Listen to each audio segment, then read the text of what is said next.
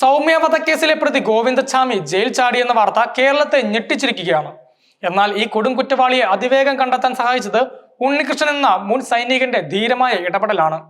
പുലർച്ചെ 1:30 കണ്ണൂർ സെൻട്രൽ ജയിലിൽ നിന്ന് രക്ഷപ്പെട്ട ഗോവിന്ദച്ചാമിയെ തളാപ്പിലെ ആളൊഴിഞ്ഞ പറമ്പിലെ കിണറ്റിൽ നിന്നാണ് പോലീസ് കണ്ടെത്തിയത്.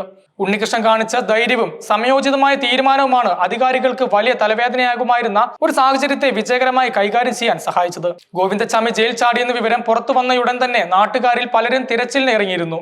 മുൻ സൈനികനായ ഉണ്ണികൃഷ്ണനും ഈ തെരച്ചിലിൽ പങ്കുചേർന്നു. കുറ്റവാളി പിടിയിലായി എന്ന തെറ്റായ വാർത്ത പ്രചരിച്ചപ്പോൾ പലരും പിൻവാങ്ങിയെങ്കിലും ഉണ്ണികൃഷ്ണൻ താൻ ആദ്യം തിരച്ചിൽ നടത്തിയ സ്ഥലത്തേക്ക് മടങ്ങിയെത്തി. സംശയകരമായ സാഹചര്യത്തിൽ പരിസരത്ത് വീണ്ടും തിരച്ചിൽ നടത്തുന്നതിനിടെയാണ് ആളൊഴിഞ്ഞ പറമ്പിലെ കിണറ്റിൽ കയറിൽ തൂങ്ങിക്കിടക്കുന്ന നിലയിൽ ഗോവിന്ദച്ചാമിയെ അദ്ദേഹം കാണുന്നത്. തന്നെ കണ്ടെന്ന് മനസ്സിലാക്കിയതോടെ മിണ്ടിയാൽ കൊല്ലുമെന്ന് ഭീഷണിപ്പെടുത്തിക്കൊണ്ട് ഗോവിന്ദച്ചാമി കൃഷ്ണനെ നിശബ്ദനാക്കാൻ ശ്രമിച്ചു. എന്നാൽ ഈ ഭീഷണിക്ക് മുന്നിൽ പതറാതെ ഉണ്ണികൃഷ്ണൻ ഉടൻ തന്നെ പോലീസിനെയും നാട്ടുകാരെയും വിവരമറിയിച്ചു. അദ്ദേഹത്തിന്റെ ഈ നിർണായക ഇടപെടൽ ഗോവിന്ദച്ചാമിയുടെ രക്ഷപ്പെടാനുള്ള എല്ലാ ശ്രമങ്ങളും വിഫലമാക്കി. പോലീസ് ഗോവിന്ദച്ചാമിയെ ആദ്യം ചോദ്യം ചെയ്തപ്പോൾ ഞെട്ടിക്കുന്ന പല വിവരങ്ങളും പുറത്തു വന്നു.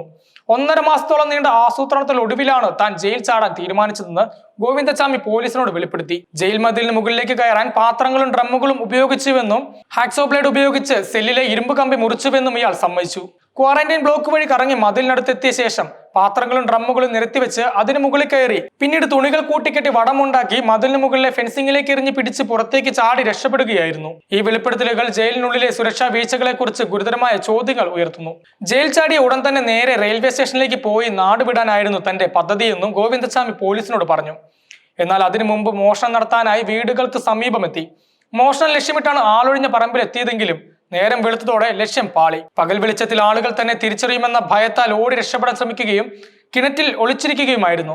ഗോവിന്ദച്ചാമിയുടെ ഈ മൊഴികൾ അയാൾ എത്രത്തോളം അപകടകാരിയാണെന്ന് വ്യക്തമാക്കുന്നു. ജയിൽ ചാടി നിമിഷങ്ങൾക്കകം മോഷണത്തിന് പദ്ധതിയിട്ടത് അയാളുടെ കുറ്റവാസനയുടെ തീവ്രത എടുത്തു കാണിക്കുന്നു.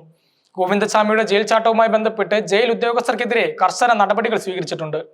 ഹെഡ് വാർഡനെയും 3 വാർഡന്മാരെയും അന്വേഷണ വിധേയമായി സസ്പെൻഡ് ചെയ്തു. ജയിൽ മേധാവി തന്നെ ഉദ്യോഗസ്ഥർക്ക് വീഴ്ചയുണ്ടായതായി വ്യക്തമാക്കിയിട്ടുണ്ട്. ഈ സംഭവത്തെക്കുറിച്ച് വിശദമായ അന്വേഷണം നടക്കുകയാണ്. ഭാവിയിൽ ഇത്തരം സംഭവങ്ങൾ ആവർത്തിക്കാതിരിക്കാൻ ജയിൽ സുരക്ഷാ സംവിധാനങ്ങൾ കൂടുതൽ